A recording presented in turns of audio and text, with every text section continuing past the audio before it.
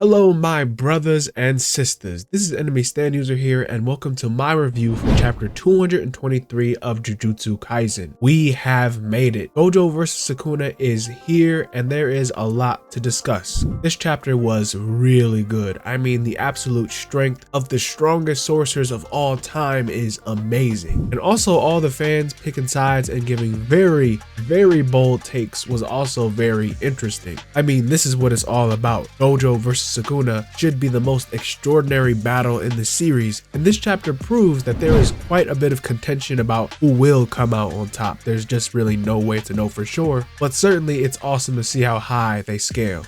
But this chapter was extremely fun. Gege is giving us such a treat, and next week we still got another banger to look forward to. But let's break down and discuss this insane chapter.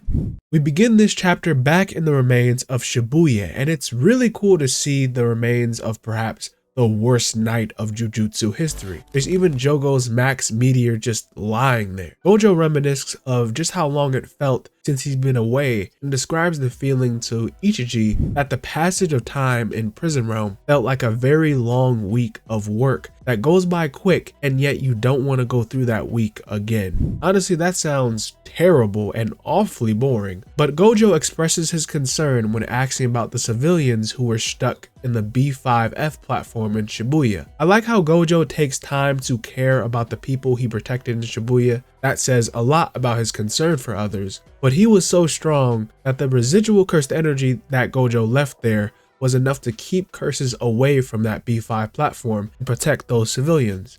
The narrator explained that the non-sources affected by his domain of 0.2 seconds would be able to rejoin society in 2 months' time. So now that it has been 2 months, Ichiji confirms that all of them have been fully rehabilitated and they rejoin society as normal. It looks like where Gojo and Ichiji are residing is a building called Shibuya Sky, which is an observation deck and is also where they meet up with Gakuganji and Utahime in order to start the battle. The location is kind of relevant because in the following panel, Sukuna and Uraume are on top of Shinjuku Center building, which is just about 5 kilometers or so away, so they're a good distance away from one another. But Uraume says that they do not know the specific time nor the specific place where they would fight. Sukuna says that that info is not needed because he already knows, and Gojo reveals his powerful aura miles across the city, which takes Sukuna's attention. We then step away from that situation for this moment and enter a flashback with Gojo and Gakuganji's conversation. Gakuganji reveals to Gojo that he was the one that killed Yaga, and Gojo has a very calm and understanding reaction. Gakuganji questions why none of them curse him for what he did. However, Gojo understands that Gakuganji is the type of guy to just follow orders, and he knew that he never killed Yaga on bad terms. And I appreciate how Panda is also listening in here because, much like Gojo, Panda never had hatred for Gakuganji and viewed him more like a fallen knife, just acting on orders from above. Another reason Gojo is so solemn is because he also blames himself for Yaga's death. Because if Gojo never let himself get caught up in his own emotions and his own mind in Shibuya and gotten himself sealed, then none of any of this would have happened. So Gojo doesn't feel obligated to point the finger or blame anyone around. When asked about Yaga's last words, Gakuganji tells him that cursed corpse is a process that can be replicated, and we know Yaga gave him the details and instructions on how to make cursed corpses like Panda. Gojo is more surprised at how Gakuganji has this special grade worthy information but keeps it away from the higher ups, even though before he was like their lapdog. But the new Gakuganji has changed and is a lot more considerate and open, besides just blindly listening to the upper brass. Gojo even says maybe if you were head of the headquarters, then things would be a bit better. This is such a good moment to hint at a better future for the Jujutsu society. Gakuganji was a conservative, but I don't think he was necessarily a higher up. But it's amazing to see just how he's not just some awful old fart for Gojo to kill out of revenge, but he is a very wise and considerate person who learned to change his ways of thinking, and in my opinion that is 100 times better. Even though basically no one likes Gakuganji, I mean, I hardly imagine any of you guys were a fan of his, but at least now he has a bigger role to play. We also saw the higher ups have all been brutally killed, as Gojo talks in this flashback. It's honestly just about time someone dealt with these frauds and bigots, but I don't know really who killed them.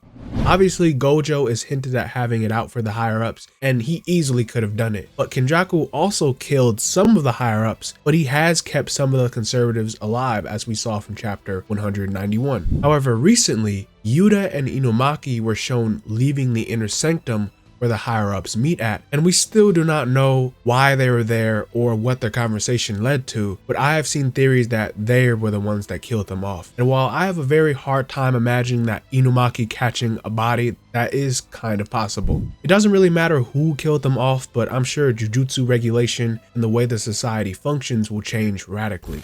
Ijichi also gets a cool moment in this flashback, where he questions why Gojo chose him as the one to set a barrier for him and for their plans, but Gojo expresses that he is the man that Gojo trusts the most. We cut to present time, and on top of the observation deck on Shibuya Sky, and Ichichi is setting up a special barrier for Gojo. Thinks back on himself and how he didn't even have the courage to leave or run away from being a sorcerer because Gojo was the one who made him give up on being a sorcerer, basically saving his life for him. But now Gojo is the strongest man in the world, and he's telling Ichichi that he trusts him. So Ijichi will answer that trust even if it kills him. And as we'll see later, Ijichi is the real GOAT of this chapter.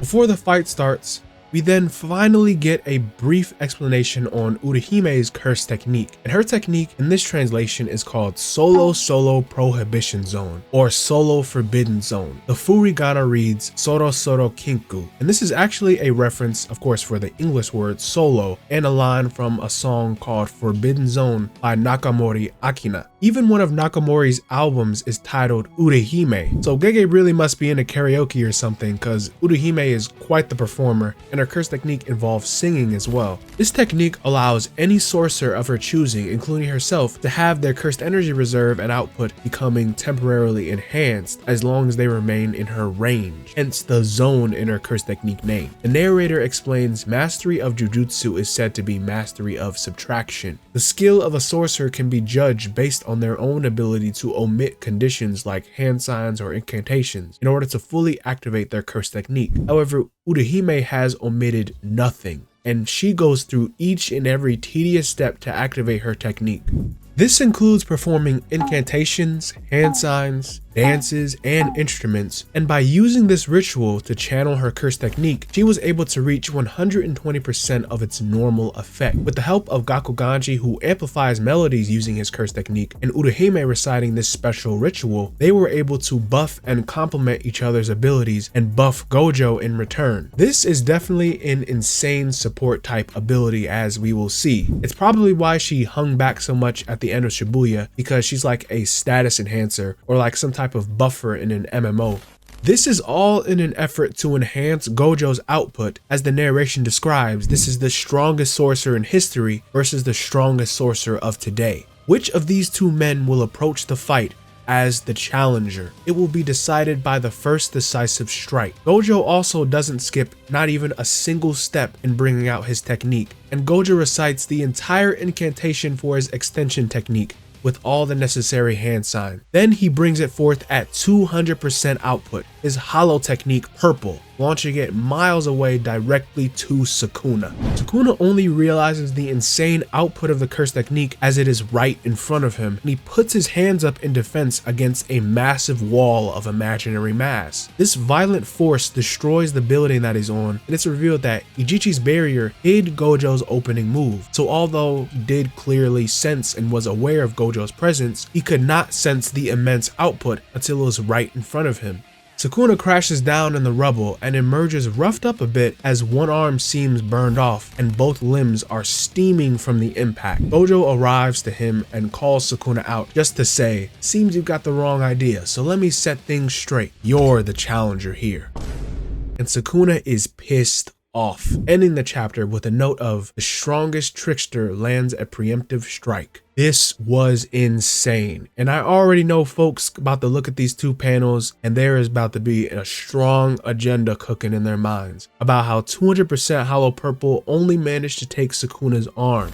And this was from an attack that Sukuna wasn't even prepared for, yet he reacted to it and suffered minimal damage from the attack from what we've seen. A missing arm is nothing to the king of curses. Before in my spoilers review, I mentioned that Sukuna tanked Hollow Purple, but in hindsight, tank really isn't necessarily the proper word for it, because we really do not know what Sukuna used to protect himself. Sukuna could have used Cursed Energy Reinforcement, it could have been a Binding Vow, Domain Amplification, a Curse Technique, something else, we just do not know. But you know, 20 Finger Sukuna eating a 200% Hollow Purple isn't super surprising, especially for just an opening move to the fight, you know? Hell, some people even think Sukuna just deflected it or narrowly dodged the attack, which is even more impressive considering just how close it was to him. There's not really a good way to see just how fast it landed, but Gojo was at least 2 to 3 miles away, and he needed Ichichi's barrier to hide his attack, so it probably only took just mere moments for the Hollow Purple to actually hit.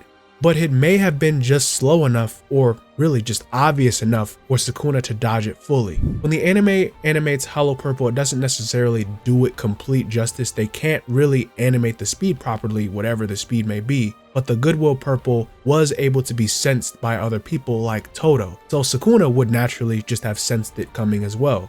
Something like Imaginary Mass should have the potential to be light speed or even faster, but it's just a lot of headcanon. But regardless, Sukuna reacted to it anyway, at point blank anyway, so it really doesn't matter. Literally, whatever Sukuna did in that moment was a very impressive feat for 20 Finger Sukuna. And Gojo pulling up as the most overconfident sorcerer was perfect. Sukuna is the first one injured in this fight, and as the strongest sorcerers to exist, that is an embarrassment. That is a blemish on their pride as the strongest. And now we have to see if Gojo will keep up this momentum and continue to pressure Sukuna, or we could see Sukuna really get agitated and a little bit more serious and reveal his curse technique and use 10 Shadows in conjunction with his innate technique, which is probably what we are going to see next chapter, and it will be peak.